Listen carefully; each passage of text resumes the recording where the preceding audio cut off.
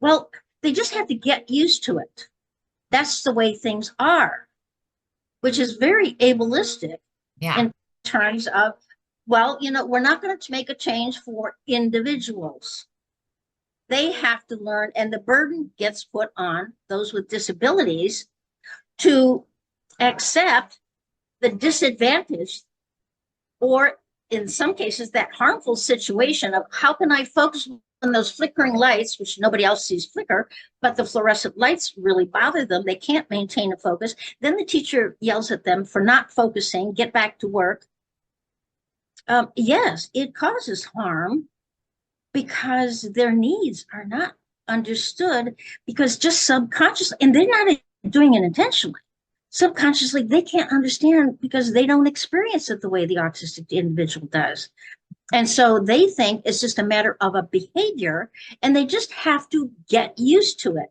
Well, research has already shown that repetition, like the same noise over and over and over, eventually people tune it out. Most people tune it out.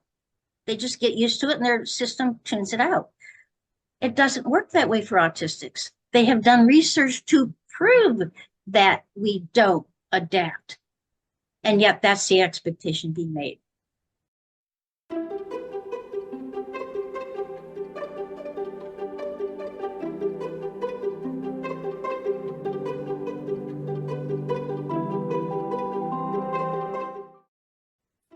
Hi, I'm Staci Neustadt. I am a speech language pathologist and the CEO at Making Sense of Autism, and I'm a student of Susan. And I'm Susan Golubock. I am a now retired occupational therapist who has worked many, many years after I discovered even my own autism with other autistic individuals. I founded Making Sense of Autism because of my passion to not only understand my brain and how it worked differently, but to try to explain what I've learned to other people so that they're more understanding and therefore more accepting and more accommodating to autistic individuals. So, our goal is to help you provide the right support without trying to fix autism, but by understanding it. So, whether you're a parent, teacher, therapist, or just someone who wants to learn, you're in the right place. Be sure to subscribe and join us every week. We talk about a new topic.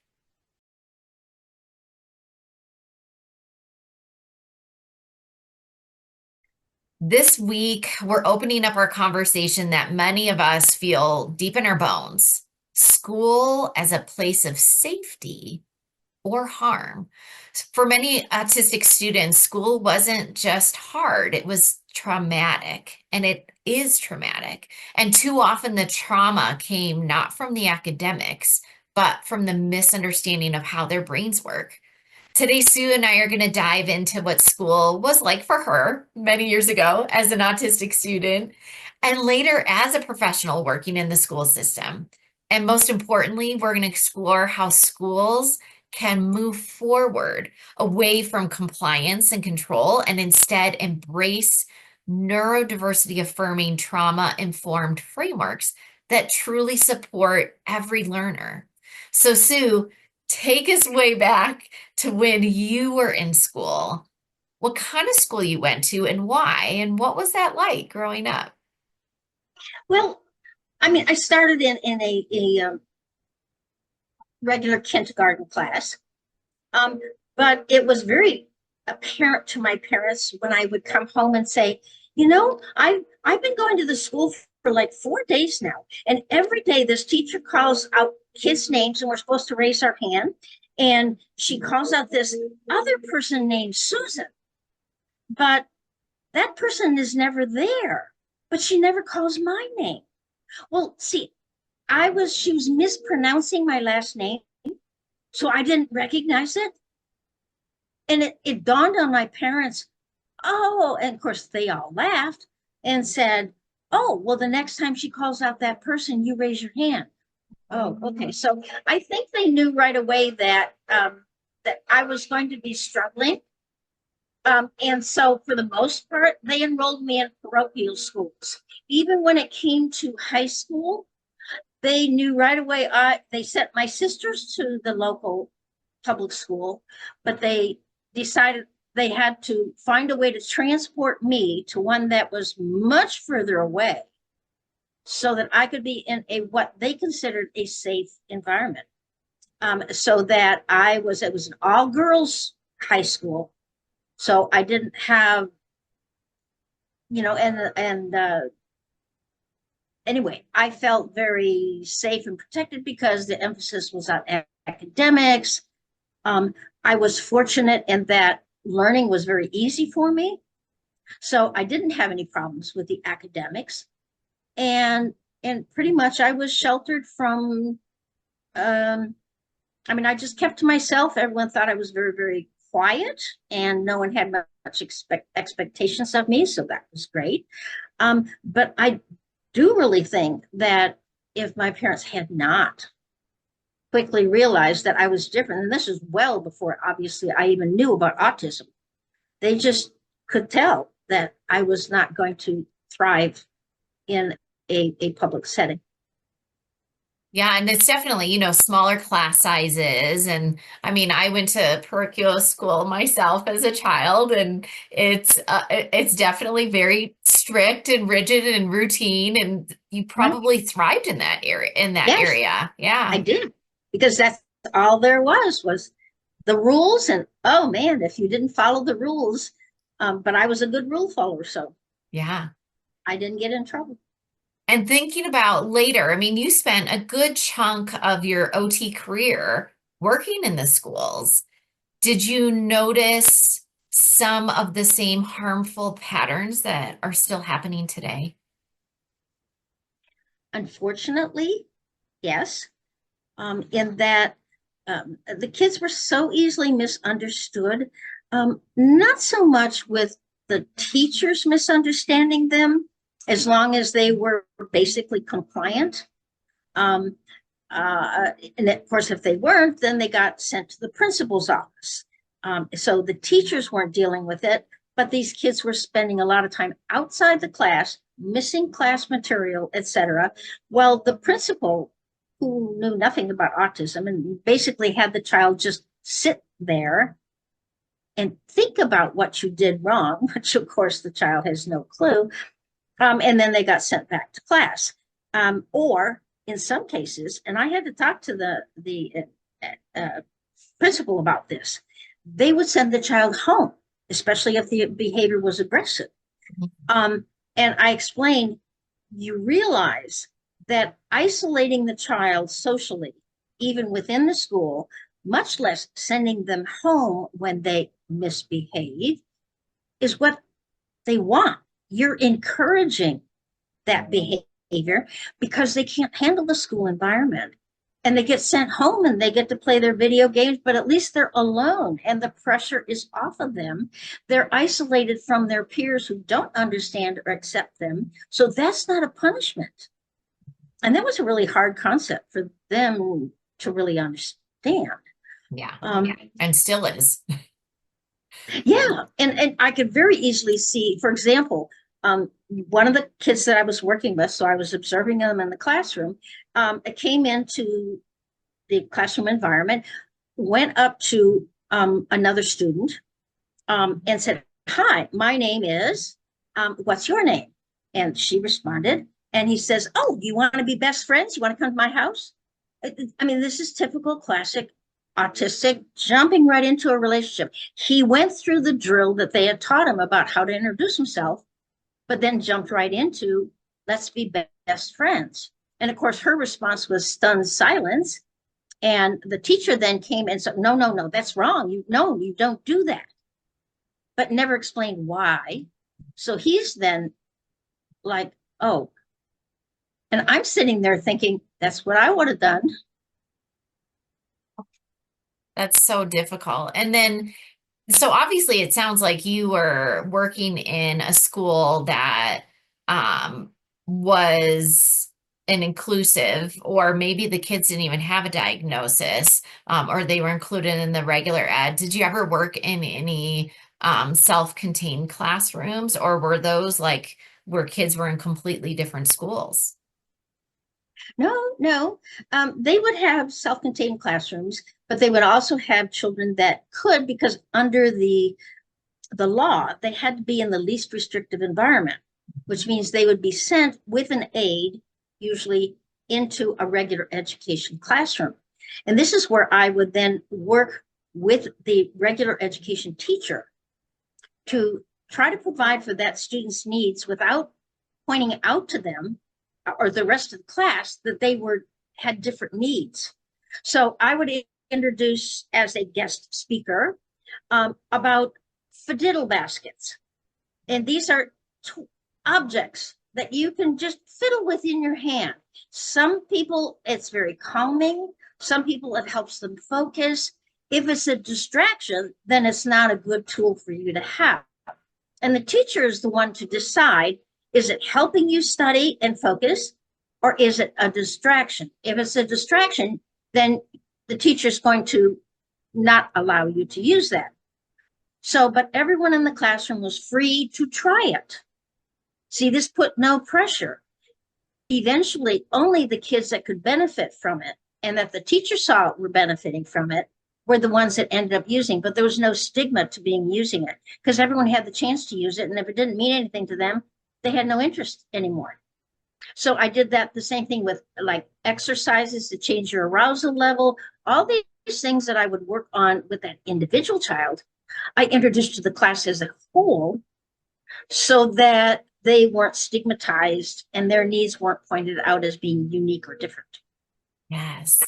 And I love that. And you probably introduced that years ago. And now I do see in some classrooms where they have fidgets. I know at my own daughter's school, they have a calming space, they have a fidget basket. And I love that idea that is introduced to the whole class because I guarantee that whether it's ADHD or autism or other neurodiversity or neurodivergent students, they're going to benefit from those things. And so that's really that inclusive training that you provided for the teachers that benefited many, many students. And so I do see that they incorporate some of those things in some classrooms. But again, I feel like, it's trickle down when you, have a principal who really understands the benefit of it. Then you start to have teachers kind of implement it. And you see the students using these things. So that was one change that you implemented that they're still sort of doing in some schools, but what would need to change for schools to truly become that safe, supportive space for autistic students, especially through the neurodiversity and trauma-informed lens? This is where ableism, which is basically the concept that the majority dictates how things are, like fluorescent lighting. Fluorescent lighting, I mean, I know I can 20 minutes and then I get restless and fidgety and I just want to leave. I just want to get out. And I've tried to appeal to, again, the administrator, the teacher about alternative lighting for them. And the responses, especially from an administrator who just doesn't get it, was, well, they just have to get used to it. That's the way things are, which is very ableistic in terms of, well, we're not going to make a change for individuals. They have to learn, and the burden gets put on those with disabilities to accept the disadvantage, or in some cases, that harmful situation of how can I focus on those flickering lights, which nobody else sees flicker, but the fluorescent lights really bother them. They can't maintain a focus. Then the teacher yells at them for not focusing, get back to work. Yes, it causes harm because their needs are not understood, because just subconsciously, and they're not doing it intentionally, subconsciously, they can't understand because they don't experience it the way the autistic individual does. And so they think it's just a matter of a behavior and they just have to get used to it. Well, research has already shown that repetition, like the same noise over and over and over, eventually people tune it out. Most people tune it out. They just get used to it and their system tunes it out. It doesn't work that way for autistics. They have done research to prove that we don't adapt. And yet that's the expectation being made. Yeah, that whole old mindset of exposure therapy. It's That's torture, it's trauma. mhm, It mhm. doesn't work. So all these little changes, but the school staff, the principal, they need to understand this, or they can understand this when they're hearing it through the autistic lens, through people like you, through other autistic adults and professionals. Because I feel like in all my years of the school of working in the schools, every training I ever went through was presented by a non-autistic person. And it was the same thing. It was token charts. It was first or token charts. It was first then. It was all these very neurotypical behaviorist shaping type strategies, which, break our kids, I Mhm, feel mhm. like. And so it's not creating that safe environment. What creates a safe environment is understanding, which is the foundation of our framework, the neurostrength based support for autism framework. So we our goal this year has been to change how schools view autism, to change how professionals view autism, even parents, and shifting from that medical model of fixing to the social model of understanding. So if people are interested in learning more about our trainings, they can definitely reach out. You have another thing to say, Sue, go for it. I do, and I'm anxious Yeah. to say it. Yeah. Um, I think I have shown to myself, and I hope others pick up on the fact that what works for autistic students causes no harm to non-autistics. Changing the lighting causes them no harm. Using strategies that will work for the autistic individual, like the in-chair exercises, etc., it's good for everyone. So that they don't have to individualize and think of every individual and make special adaptations just for every individual. If they adopt some of these basic principles that I've built into the neurostrength based approach to autism, um, it'll apply to all these kids, make it more universal. And then it's not a burden or a huge expense for the school districts, because that way they both thrive. They Mhm. both feel safe and secure. Instead of thinking, well, we have to, this minority, we have to make special adaptations for them. No. I love that you said that because you're right.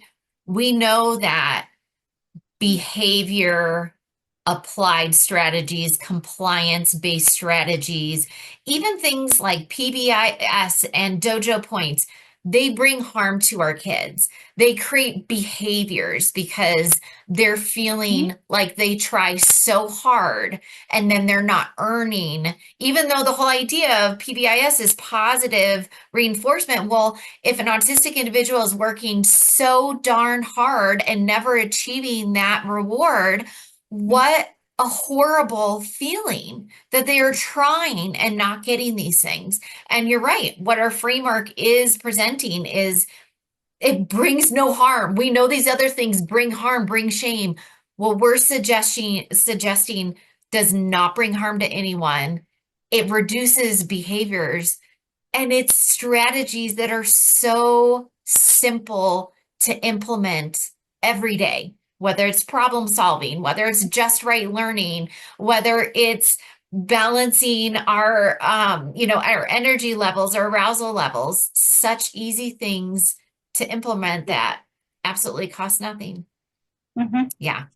So if you are interested in trainings or know someone that's interested, definitely share this information. As we said, our goal is to change how our kids go to school so that they feel safe in that environment that they should feel safe in. Awesome. Thank you for sharing, Sue. Thank you for asking, Staci.